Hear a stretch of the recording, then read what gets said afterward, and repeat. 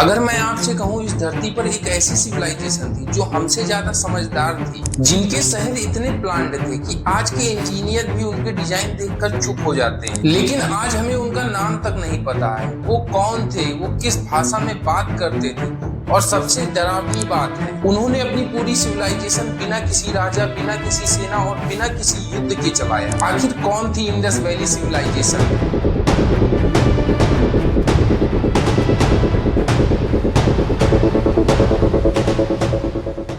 हजारों सालों तक दुनिया को लगता था इंडिया की हिस्ट्री 1500 बीसी से शुरू होती है। 1921 की एक छोटी सी घटना ने हिस्ट्री की किताबों को हिला दिया। पंजाब के हड़प्पा गांव में रेलवे लाइन बन रही थी। मजदूरों को खुदाई में एक जैसी अजीब तरह की ईंट मिल रही थी जो एकदम एक ही साइज की थी। जब आर्कियोलॉजिकल सर्वे ने खुदाई की तो सब शॉक हो गए। जमीन के अंदर एक नहीं, दो नहीं, पूरा शहर दबा हुआ था। इस खोज के पीछे दयाराम साहनी थे और इसके बाद एक और शहर मिला, मोहनजोदड़ो। इंडस वैली सिविलाइजेशन सिर्फ एक जगह तक सीमित नहीं थी, यह 13 लाख स्क्वायर किलोमीटर में फैली हुई थी। आज तक 1500 से ज्यादा साइट्स मिल चुकी हैं। हड़प्पा, मोहनजोदड़ो, धौलावीरा, लोथल, राखीगढ़ ये इसकी मुख्य जगह थी। ये सिविलाइजेशन इजिप्ट और मेसोपोटामिया से भी बहुत ज्यादा बड़ी थी। ये सिविलाइजेशन इंडस रिवर के किनारे थी, इसलिए इसे इंडस वैली सिविलाइजेशन कहा गया। इन जगहों पर सभी ब्रिक्स एक ही रेशियो की थी।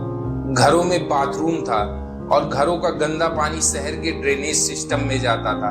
5000 साल पहले स्टोन के वेट मिले जो कि बिल्कुल एक्यूरेट थे। ये सिविलाइजेशन दुनिया भर से जुड़ी हुई थी, समंदर के साथ ट्रेड होता था। सबसे शॉकिंग बात यह है कि यहाँ कोई राजा नहीं था, यहाँ कोई महल नहीं है, यहाँ कोई सेना नहीं थी, यहाँ कोई युद्ध नहीं हुआ। फिर भी शहर डिसिप्लिन में कैसे रहा? कौन डिसीजन लेता था? शायद पावर किसी एक इंसान के पास नहीं थी, सिस्टम के पास थी। कौन लोग यहाँ रहते थे? कुछ लोग मानते हैं यहाँ द्रविड़ रहते थे। सच ये है कि आज हम इतनी आगे बढ़ चुके हैं, फिर भी हमें नहीं पता है कि वो कौन लोग थे। यहाँ पर 400 से ज्यादा सिंबल्स मिले जिन्हें आज तक कोई पढ़ नहीं पाया। अगर एक दिन ये सिंबल्स समझ में आ गए तो हिस्ट्री बदल जाएगी। जब तक इंडस स्क्रिप्ट पढ़ी नहीं जाती है तब तक हम अंधेरे में रहेंगे। हो सकता है उन्होंने अपनी कहानी लिखी लेकिन हम उसे पढ़ नहीं पा रहे हैं। सवाल ये भी है कि इंडस वैली सिविलाइजेशन जो इतनी ज्यादा विकसित थी आखिर कैसे नष्ट हो गई? ब्रिटिश आर्कियोलॉजिस्ट मर्टिमर व्हीलर की थ्योरी कहती है कि आर्यों ने इंडस वैली पर अटैक किया और सिविलाइजेशन खत्म हो गई। लेकिन मॉडर्न आर्कियोलॉजी के अनुसार इस सिविलाइजेशन में कोई वार डैमेज नहीं है, कोई मास ग्रेव्स नहीं है, कोई जला हुआ शहर नहीं है।